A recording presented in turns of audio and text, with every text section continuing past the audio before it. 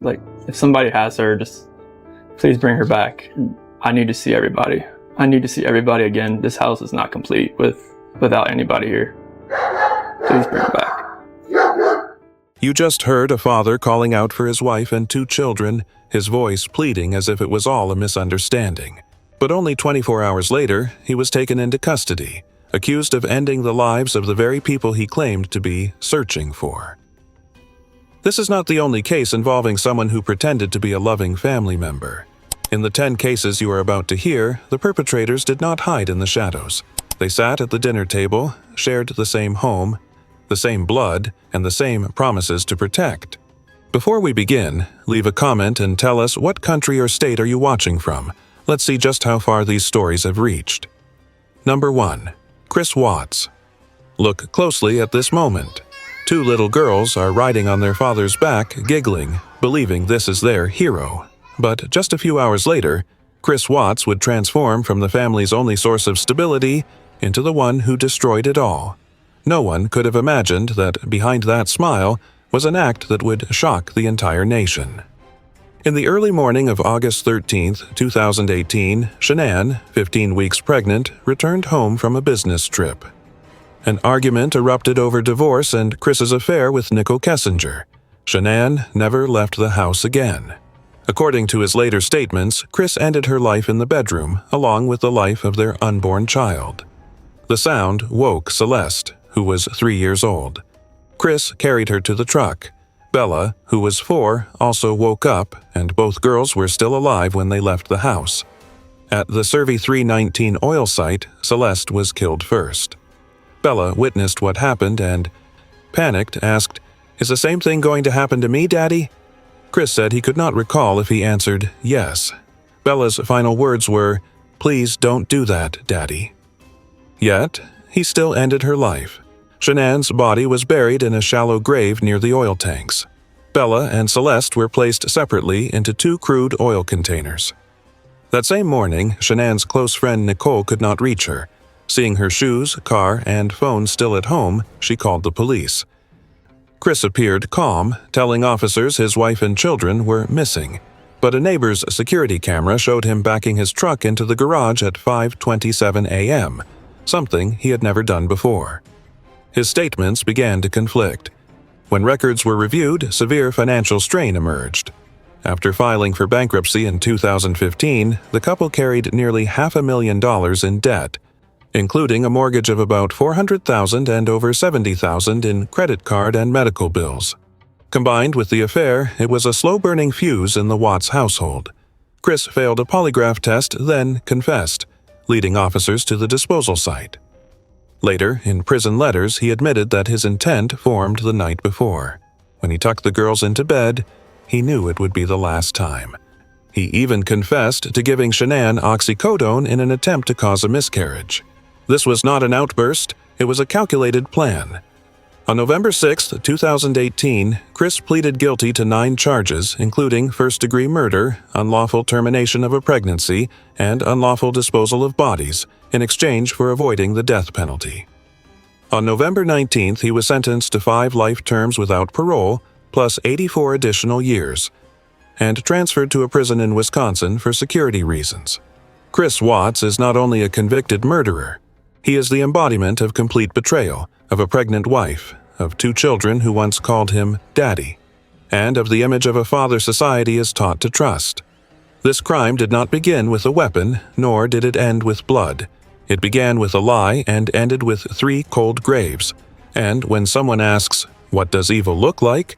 perhaps the answer lies in those early images, where 2 little girls are still smiling on their father's back. Number 2. John List. On November 9, 1971, the Breeze Knoll Mansion in Westfield, New Jersey, still stood proudly in a quiet neighborhood. Inside was John List, a devoted husband, Sunday school teacher, diligent accountant, and also the man preparing to end the lives of his entire family. That morning, after his 3 children had left for school, List walked into the kitchen and shot his wife, Helen, from behind as she ate breakfast. He went upstairs and shot his elderly mother, Alma, then carried Helen's body down to the ballroom, leaving Alma where she was. John calmly washed his hands and ate lunch as if nothing had happened. Around midday, he went to the bank, withdrew all the bonds and savings he shared with his mother, and stopped at the post office to halt mail delivery. Returning home, he picked up his daughter Patricia from school, then his son Frederick, leading each child one by one into the silent house. By late afternoon, John Jr. came home and fought back fiercely. List fired multiple times, then placed his son's body alongside his siblings and mother. John cleaned up, arranged the bodies neatly under the light, and wrote a 5-page letter to his pastor. In it, he claimed he acted to save their souls from falling away from faith. He was also deep in financial crisis, out of work, drowning in debt, and consumed by the fear of public disgrace. In his mind, death was deliverance, a dangerous blend of rigid belief and absolute selfishness. He called schools, workplaces, and neighbors, saying the family had gone to visit an ill grandmother in North Carolina. He canceled milk delivery, the newspaper, and mail service. The thermostat was lowered, and hymns played through the house's intercom system. Then, John List vanished. Nearly a month later, neighbors noticed the lights in the house burning out one by one, with no sign of the family. They called the police. Officers entered through an unlocked window using flashlights to cut through the darkness. Hymns still echoed through the intercom. In the ballroom, 4 bodies lay together. Alma was still upstairs. List's car was found at JFK Airport, but he had never boarded a flight. Within weeks, he was in Denver under the name Robert P. Clark. He obtained a new Social Security number, worked as an accountant, attended church, and later remarried in Virginia. 18 years passed, and the case seemed forgotten. But on May 21, 1989, America's Most Wanted aired the story, featuring an aged clay bust created by forensic artist Frank Bender. Less than 2 weeks later, a former neighbor recognized Bob Clark as John List. On June 1, 1989, police arrested him at his accounting office in Richmond, Virginia. In 1990, John List was convicted of 5 counts of first-degree murder and sentenced to 5 consecutive life terms without parole. He died in prison in 2008. John List remains a symbol of a crime cloaked in false morality.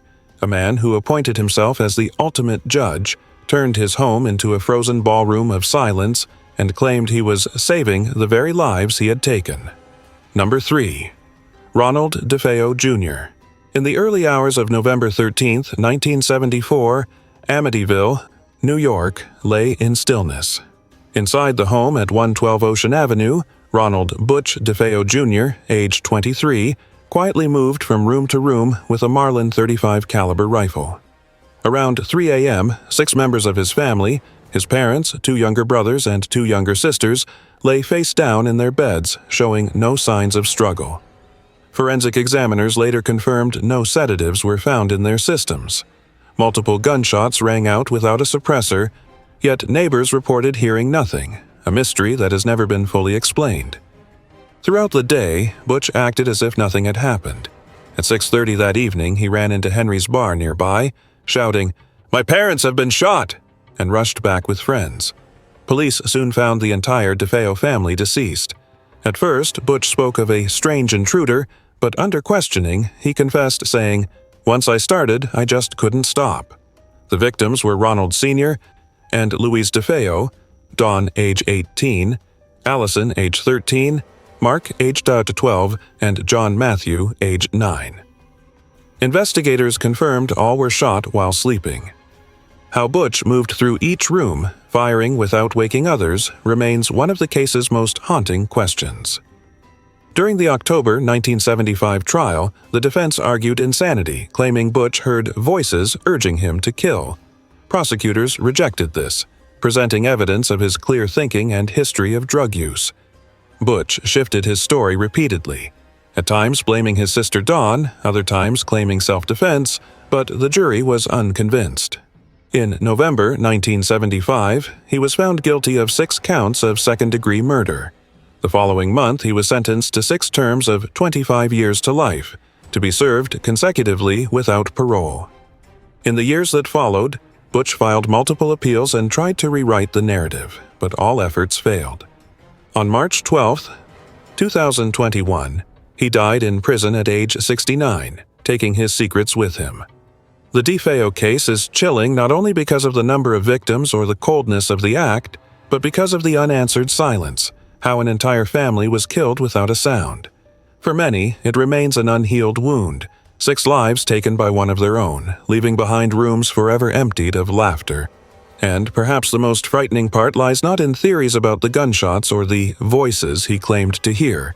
It lies in the fact that by ending the lives of every person he loved, Ronald DeFeo Jr. severed his last connection to the world and turned the home at 112 Ocean Avenue into a lasting symbol of ultimate betrayal. Number 4.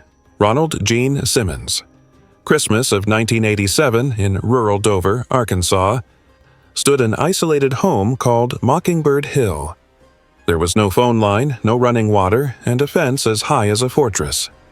Its owner, 47-year-old Ronald Gene Simmons, was a former military man living in seclusion with his large extended family. No one could have imagined that this would become the setting for the worst family mass killing in American history. On December 22nd, while his older children were at work and school, Simmons stayed home with his wife Rebecca and son Ronald Jr. He fatally attacked both, then took the life of his 3-year-old granddaughter Barbara. The 3 bodies were buried in a shallow pit he had made his children dig earlier, under the pretense of building a new outhouse. That afternoon, the school bus dropped off 4 younger children. Simmons called each one inside separately, killing them by strangulation or drowning in a rain barrel. All were placed in the same pit.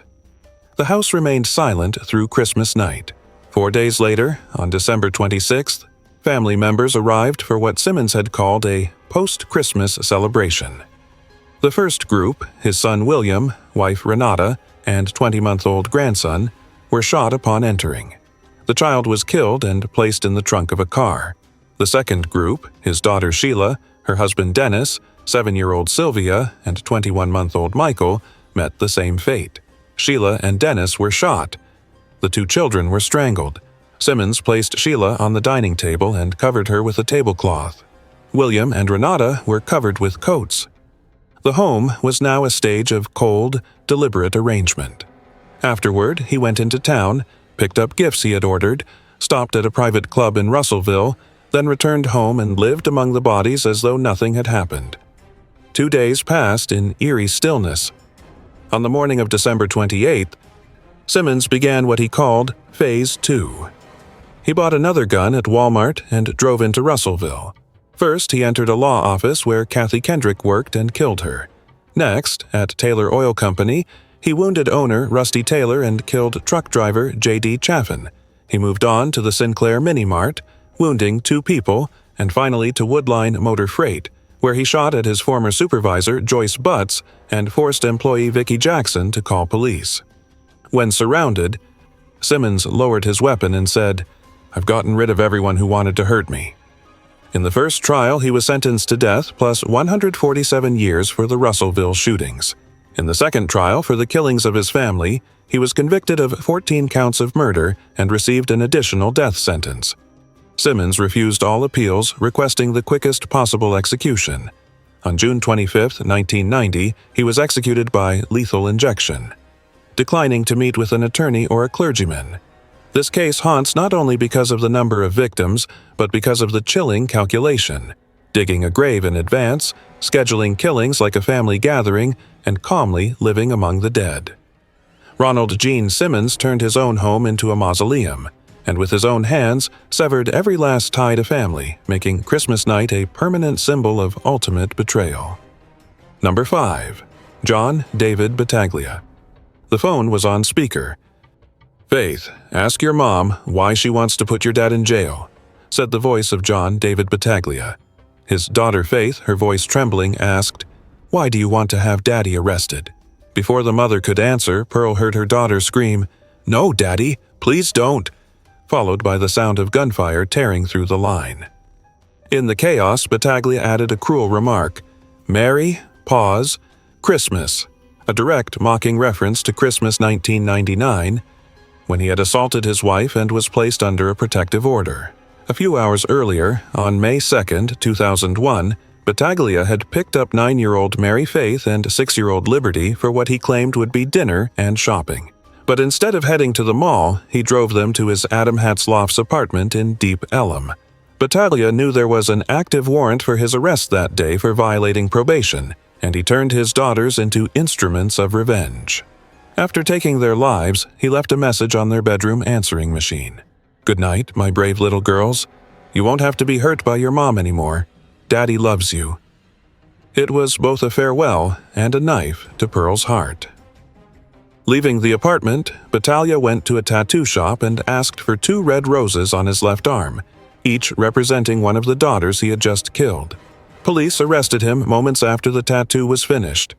Seizing more than a dozen firearms from his apartment, his face was calm, as if he had completed a mission.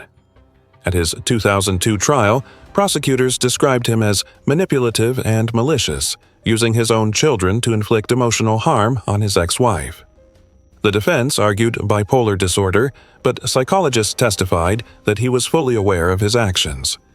The jury quickly returned a guilty verdict for capital murder and sentenced him to death. Over the following years, appeals and competency challenges were raised, but all were denied. On February 1, 2018, in the execution chamber at Huntsville, he entered wearing white prison clothes. Seeing his ex-wife in the witness room, he smiled and said, "Well, hi, Mary Jean. See y'all later. Bye." As the drugs began to flow, he asked the chaplain, "Am I still alive?" Then he fell silent forever. This was not just a family tragedy. It was a chilling reminder of the extreme limits of domestic violence, when a father can turn paternal love into a weapon and use it as justification for killing. By ending the lives of the children he once called his girls, Battaglia severed every final connection to the world, leaving a void no courtroom could ever fill. Number 6. Chris Coleman. On the morning of May 5, 2009, in the quiet town of Columbia, Illinois, police received a call from Chris Coleman. He said he could not reach his wife, Sherry, and their 2 sons, 11-year-old Garrett and 9-year-old Gavin, and claimed he was at the gym. But when officers arrived at the house, it did not look like a family who had simply overslept. Graffiti scrawled in angry handwriting covered the walls and bedding. "You have paid the price," and "I am always watching you." In the bedroom, Sherry and the 2 boys lay still in their beds. According to investigators, their lives had been taken during the night. Coleman was then head of security for well-known minister Joyce Meyer. He had previously reported receiving threatening emails and letters aimed at his family, and at first investigators considered that this might be retaliation connected to his work. But when forensic linguists analyzed the messages, the truth surfaced. The wording and handwriting matched Coleman's own style. On his home computer were drafts of the anonymous threats sent from his own email account. The motive became clear. Coleman was having an affair with Tara Lintz, a close friend of Sherry. He had promised Tara that he would be free from his marriage by June. He also knew that if he divorced, he would likely lose his job, since Joyce Meyer Ministries did not allow divorced employees in certain positions.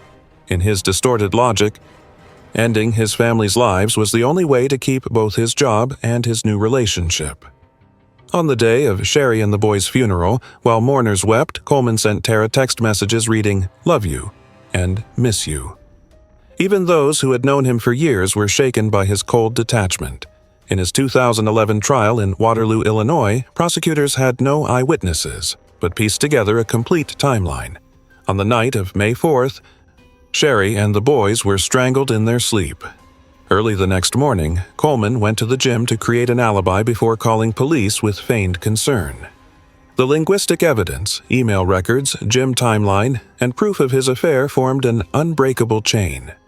The jury deliberated less than a day before convicting Coleman of 3 counts of first-degree murder. He was sentenced to 3 life terms without parole. In 2014, an appeals court upheld the verdict. Coleman has continued to maintain his innocence, but the extensive case file tells a different story. The Chris Coleman case became a striking example of the power of modern investigative science, in this case forensic linguistics, and a grim reminder of motives that defy comprehension. A man paid to protect turned his own home into a crime scene and turned threats into reality. By ending the lives of the people he loved most, he cut every final tie to his family, leaving behind only cold words on a wall, lies written in his own hand. Number 7. Marcus Wesson. On the afternoon of March 12, 2004, police in Fresno, California responded to a custody dispute at a house on Hammond Avenue. 2 nieces of Marcus Wesson had come to reclaim their children, believing they were being held against their will. None of the people gathered outside the fence knew that, just a few steps past the front door, a tragedy was about to be revealed. 57-year-old Wesson came outside to speak briefly, then went back in. A long silence followed. No one heard clear gunshots, only muffled noises. When Wesson returned, his shirt was stained with blood. Calmly, he extended his hands for officers to cuff him. Inside, investigators found a cramped, dark bedroom. 9 bodies, ranging from toddlers to a 25-year-old woman, were stacked together. Each had been killed with a single gunshot. Near the body of his eldest daughter, Sabrina, lay a Ruger .22 pistol. The defense would later claim she had pulled the trigger before turning the gun on herself. But the larger story painted an even darker picture. For years, Wesson had turned the home into a closed-off cult, declaring himself the savior. He married several of his own daughters and nieces, fathering multiple children. The family lived in isolation, following a Bible he wrote himself, filled with teachings about the end times and the idea that if outsiders tried to intervene, the family should go together. On March 12th, when the 2 biological mothers came to take their children away, Wesson saw it as the collapse of his control. The court later concluded that even if he did not fire each shot himself, he had ordered, coerced, or indoctrinated the victims into a twisted suicide pact. One detail haunted investigators. The living room contained several antique wooden coffins standing like grim predictions of what was to come. To the jury, Wesson was not a father, but the leader of a small, violent world built on absolute control. In June 2005, Marcus Wesson was convicted of 9 counts of first-degree murder and 14 counts of sexual abuse. He was sentenced to death and remains on death row at San Quentin State Prison. For Fresno, this case was more than a statistic. It was a deep scar, a story of evil hidden behind the guise of family and faith. And for those who stood outside the gate that day, the memory of that seemingly ordinary afternoon remains. The moment when the door opened and an entire family was gone from the world. Number 8. Timothy Jones Jr. On September 6, 2014, an SUV pulled into a checkpoint in Smith County, Mississippi. As officers approached the driver's side, they were immediately met with the pungent smell of chemicals and decay. Behind the wheel was 32-year-old Timothy Ray Jones Jr. Within just a few questions, his eyes darted and a confession spilled out. All 5 of his children were dead, and he knew exactly where to find them. 9 days earlier, inside his mobile home in Lexington County, South Carolina, what began as punishment for a broken electrical outlet had turned into tragedy. Jones forced his 6-year-old son, Natan, to perform strenuous exercises until the boy collapsed. Instead of calling for help, Jones watched and then decided to clean house completely. 8-year-old Mara and 7-year-old Elias were strangled by hand. The 2 youngest, 2-year-old Gabriel and 1-year-old Abigail, were killed with a belt because, as Jones later said, "My hands were too big." One child, in between broken breaths, still told him, "I love you, Daddy." He placed the remains into large trash bags, loaded them into his vehicle, and began traveling across several states. Inside the car, investigators later found a clipboard with handwritten notes outlining plans for disposal. He purchased cleaning supplies, poured gasoline, and drove through Georgia, Alabama, and into Mississippi. At the checkpoint that day, the stop began as a possible DUI investigation, but the odor, his tense demeanor, and conflicting answers led officers to separate him from the vehicle. Jones hung his head and confessed. Following his directions, police stopped along a dirt road near Camden, Alabama, where 5 trash bags lay stacked together, each holding a child the community had once seen playing in their yard. In the 2019 trial in Lexington County, prosecutors argued this was a series of deliberate choices, not an outburst or loss of control. The defense cited synthetic drug use, spice, and a psychotic state, But mental health experts testified that Jones still knew right from wrong. In an extraordinary moment, Amber Kaiser, the children's mother, asked the jury to spare his life, even knowing they could choose a death sentence. On June 13, 2019, Timothy Ray Jones Jr. was sentenced to death for 5 counts of murder. In 2023, the South Carolina Supreme Court upheld the verdict. No explanation could fill the void left behind. Jones did not just kill his children, he destroyed the very image of a father, the protector they trusted. And when those trash bags were found along an Alabama roadside, they became a permanent symbol of ultimate betrayal, turning parental love into the reason to erase an entire family. Number 9. Anthony Todt. On January 13, 2020, Celebration, a small Florida town built to resemble a storybook setting, became the scene of a shocking crime. FBI agents and Osceola County deputies came to the home of 44-year-old Anthony Todt to execute an arrest warrant for alleged healthcare fraud in Connecticut. Inside, there was an unusual odor. In the master bedroom, beneath neatly tucked blankets, lay 4 bodies. His wife Megan, age 42, their 3 children, 13-year-old Alec, 11-year-old Tyler, and 4-year-old Zoe, along with the family dog, Breezy. Forensic findings showed all had died from homicidal violence, with high levels of Benadryl in their systems.